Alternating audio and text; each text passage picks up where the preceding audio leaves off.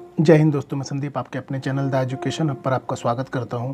तो दोस्तों, आप लोग को पता ही होगा कि यूपीएसआई की जो वैकेंसी है वो आ चुकी है। वो कितनी वैकेंसी आई है? तो लगभग आपकी 9534 9534 वैकेंसी आई है, जिसमें आपकी जो एसआई की जो है वो कितनी है 9027, और जो प्लाटून कमांडर के वो है 484 484, और जो आपके अग्निशामन जो फायरमैन के वो कितनी है, वो 23 वैकेंसी है।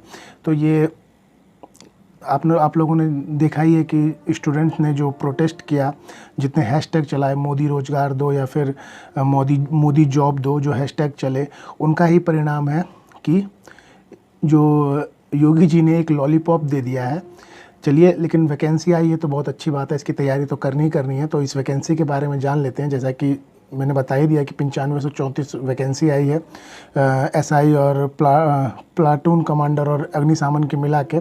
देखिए, इसमें जो है जो आपका जो एसआई है, एसआई में जो है, इसमें जो जनरल वालों की, देखिए अनारक्षित है, जनरल वालों की जो है वो कितनी वे सीट है 3613।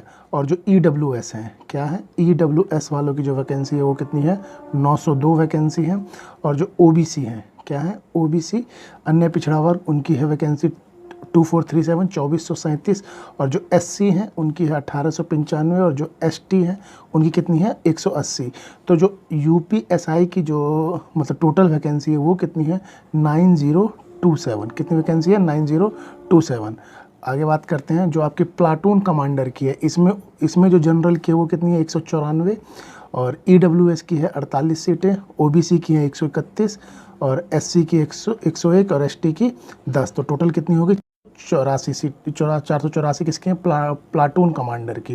देखिए, अग्निशामन में देखिए जो फायरमैन की जो वैकेंसी है वो अनारक्षित कितनी है, तो जनरल वालों की 10 वैकेंसी है, ईडब्ल्यूएस की 2 है, ओबीसी की देखिए 6 है, और एससी की 5, और एसटी की कोई वैकेंसी नहीं है। तो टोटल कितनी है 23। तो अगर आप देखिए इसकी सब की मिला लें, जैसे एसआई की मिला लें या प्लाटून कमांडर की, तो ये टोटल कितनी हो जाती है 9534। ये देखिए 5 साल के बाद ये वैकेंसी आई है, और इन्होंने 5 साल के बाद बहुत ज़्यादा ही 9000 के करीब, 9500 आपको वैकेंसी दे दी गई है। तो इसकी जो ऑनलाइन आवेदन है, जो आवेदन अभी नोटिस आया है, ये जो आपके ऑनलाइन आवेदन भरे जाएंगे वो कब से भरे जाएंगे, तो 1 अप्रैल 2021 से। और लास्ट डेट कब है 30/4/2021। लगभग 1 महीना आपको पूरा दिया जा रहा है। रात्रि 12 बजे तक आपका जो है वो ऑनलाइन जो आवेदन है वो बंद हो जाएगा। तो इसकी फ़ीस कितनी है, तो इसकी फ़ीस है 400 रुपये। कितनी फ़ीस है 400 रुपये। तो महंगाई जिस तरह से बढ़ रही है, तो यूपी वालों ने, जो योगी जी ने कोई रिबेट नहीं दिया है, आपको 400 भरने हैं, चाहे आप जहाँ से लाइए। अगर आपको ये फॉर्म भरना है तो आपको 400 रुपये देने पड़ेंगे। चलिए अब देखिए इसमें आयु सीमा क्या है। तो इसकी जो आयु सीमा है वो आपकी मिनिमम 21 वर्ष होनी चाहिए, और मैक्सिमम जो है वो 28 साल होनी चाहिए। मतलब कि जो आयु है वो 1/7/2021 से पहले नहीं होनी चाहिए, और मतलब 1/7/2021 तक 21 वर्ष होनी चाहिए। और जो आपकी आयु है 1/7/1993 से पहले नहीं होनी चाहिए, और 1/7/2000 के बाद नहीं होनी चाहिए। इसमें जो मतलब ये जनरल वालों के लिए है। जो ओबीसी के हैं उनको विशेष छूट दी जाएगी, एससी एसटी वालों को विशेष छूट दी जाएगी। लेकिन अगर जो मतलब अदर स्टेट के, यूपी के अलावा, अगर यूपी में के हैं तो ओबीसी और एससी एसटी वालों को छूट दी जाएगी, एससी एसटी वालों को छूट मिलेगी। लेकिन अगर आप अदर स्टेट के हैं तो आपको कोई छूट नहीं होगी।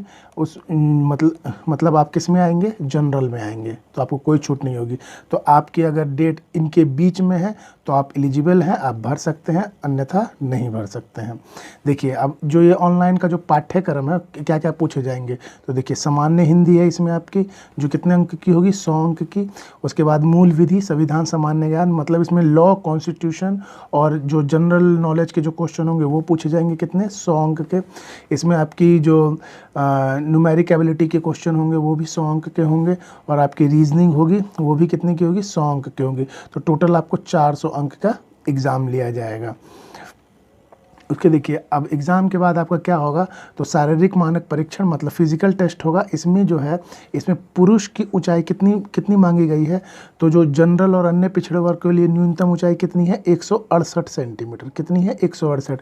यदि आप ओबीसी से हैं या जनरल कैटेगरी से हैं तो आपकी हाइट 168 सेंटीमीटर होनी चाहिए।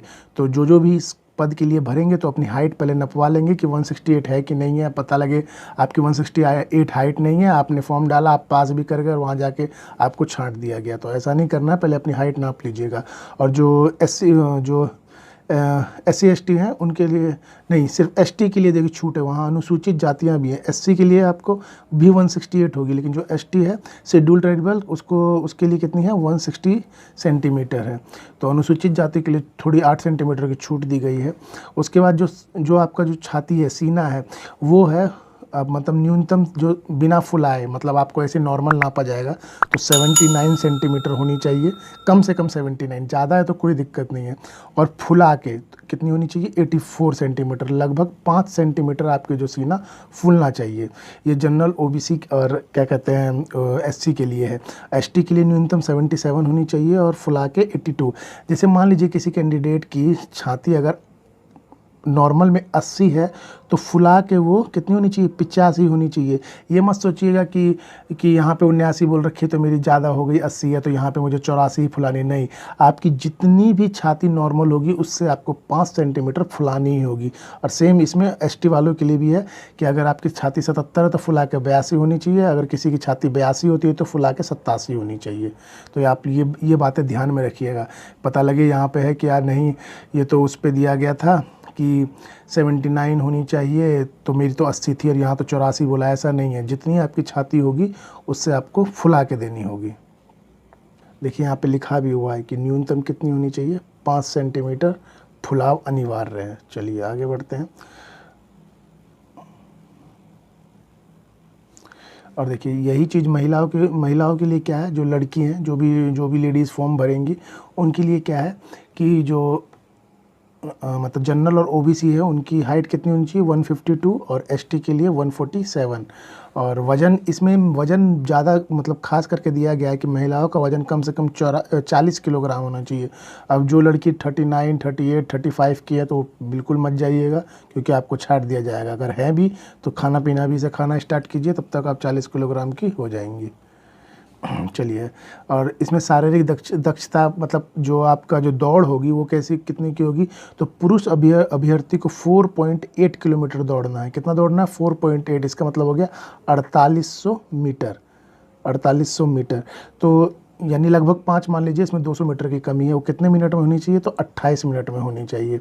और महिला अभ्यर्थी को कितना भागना है, 2.4 किलोमीटर मतलब 2400 मीटर भागना है। और कितने मिनट में भागना है, तो 16 मिनट में भागना है। कितने मिनट में, 16 मिनट में आपको दौड़ लगानी है।